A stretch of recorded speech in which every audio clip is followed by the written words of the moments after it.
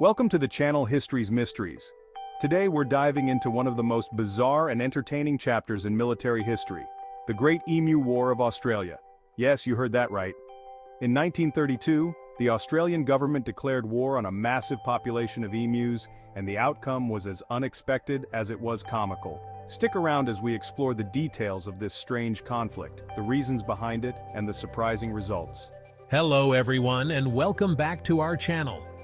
If you're into quirky, lesser-known historical events, you're in for a treat today. The Great Emu War is one of those stories that seems too ridiculous to be true, but it actually happened. We'll be breaking down what led to this unusual military campaign, how it was carried out, and why it has since become a legendary tale of man versus nature. Let's get into it. The Great Emu War was a peculiar and somewhat comical event in Australian history that took place in 1932. It wasn't a war in the traditional sense, but rather a government-led operation to cull a large population of emus that were causing significant problems for farmers in Western Australia. Background: in the early 1930s, Australia, like much of the world, was struggling through the Great Depression. Farmers in Western Australia were particularly hard hit, as they were trying to establish and grow wheat crops to feed the nation and export for much-needed revenue. However, they faced an unexpected adversary: emus. Emus are large, flightless birds native to Australia. During their migration, tens of thousands of these birds descended upon the farmland in Western Australia. The emus, searching for food and water, began devouring the wheat crops and trampling the fields, causing extensive damage. The farmers, already struggling financially, were desperate for help and turned to the government. The war. In response, the Australian government decided to intervene using military resources. The Minister of Defence, Sir George Pearce, approved a plan to send soldiers armed with machine guns to cull the emus. The operation was led by Major g.p.w. Meredith of the Royal Australian Artillery. The soldiers were equipped with 2 Lewis machine guns and 10,000 rounds of ammunition. However, the emus proved to be surprisingly difficult to kill. The birds were fast, could run at speeds of up to 50 kilometers per hour, and had a tendency to scatter at the first sign of danger, making them difficult targets. The soldiers encountered numerous problems, including malfunctioning equipment and the emus' ability to quickly evade capture. Despite several attempts, the operation was largely unsuccessful. After a few weeks, with only a small number of emus killed and no significant reduction in their population, the military effort was called off. The emus had effectively won the war.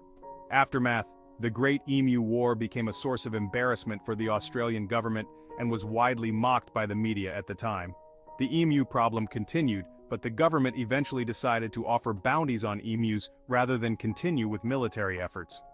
Legacy: the Great Emu War has since become a legendary tale in Australian history, often cited as an example of how even the most well-equipped human efforts can be thwarted by nature.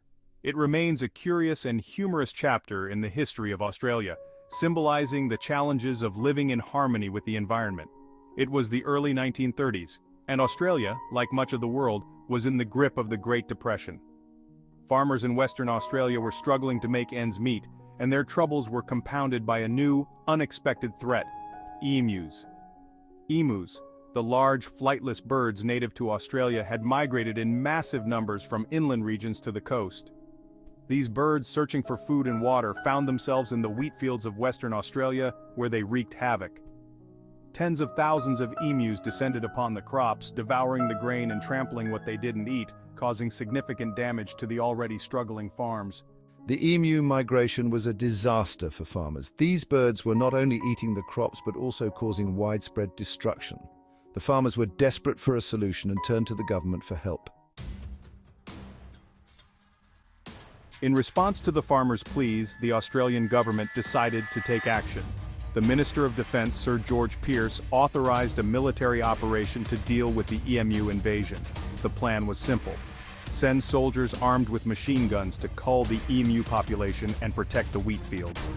The operation was led by Major g.p.w. Meredith of the 7th Heavy Battery of the Royal Australian Artillery. Armed with 2 Lewis machine guns and 10,000 rounds of ammunition, Meredith and his men set out in early November 1932 to wage war on the emus. The decision to involve the military in what was essentially a pest control issue might seem extreme, but the government saw it as a practical solution. They believed that using machine guns would be a quick and efficient way to deal with the EMU problem. The first skirmishes of the Great Emu War took place on November 2, 1932. The soldiers, confident in their superior firepower, set up an ambush near a group of about 50 emus. However, the emus quickly scattered at the sound of gunfire, making it difficult for the soldiers to hit their targets. The emus proved to be surprisingly resilient. Despite their size, they could run at speeds of up to 50 kilometers per hour and were incredibly difficult to kill. The first day of battle was a disaster, with only a handful of emus being brought down. Emus are highly adaptable and have excellent survival instincts. They're also incredibly tough. Even when hit, they often didn't go down immediately, which made the soldiers' task even more challenging. The soldiers tried various tactics to improve their success rate. At one point, they mounted a machine gun on a truck in an attempt to chase down the emus, but the rough terrain made it impossible to aim accurately. The emus continued to evade the soldiers, and the campaign quickly descended into farce.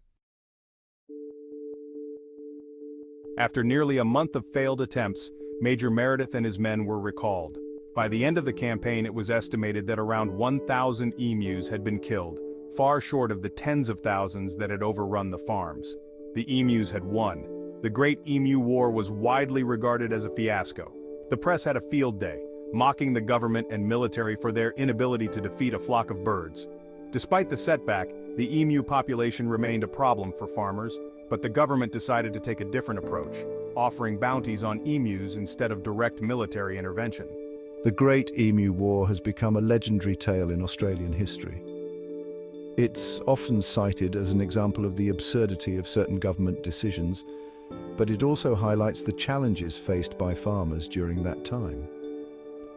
While it's easy to laugh at the idea of soldiers fighting emus, the underlying issue was a serious one.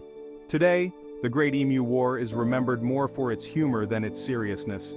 It's a story that has been passed down through generations, a curious chapter in the annals of Australian history that continues to fascinate and amuse people around the world. The story of the Great Emu War is a reminder of the unpredictable nature of history. Sometimes, even the well-laid plans can go awry, and in this case, it led to one of the most unusual conflicts ever recorded.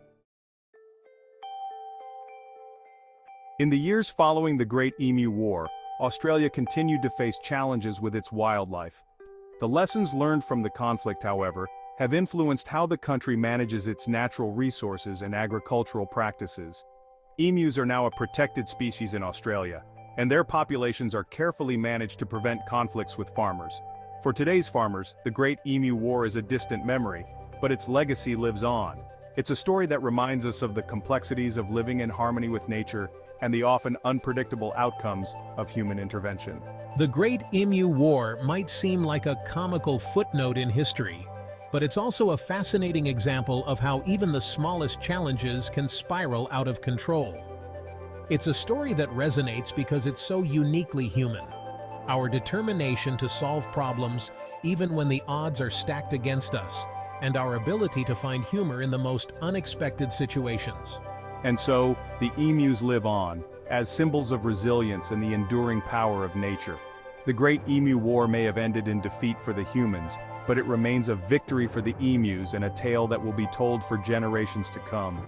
Please like and subscribe our channel for more interesting exploring history's mysteries, and also leave comments.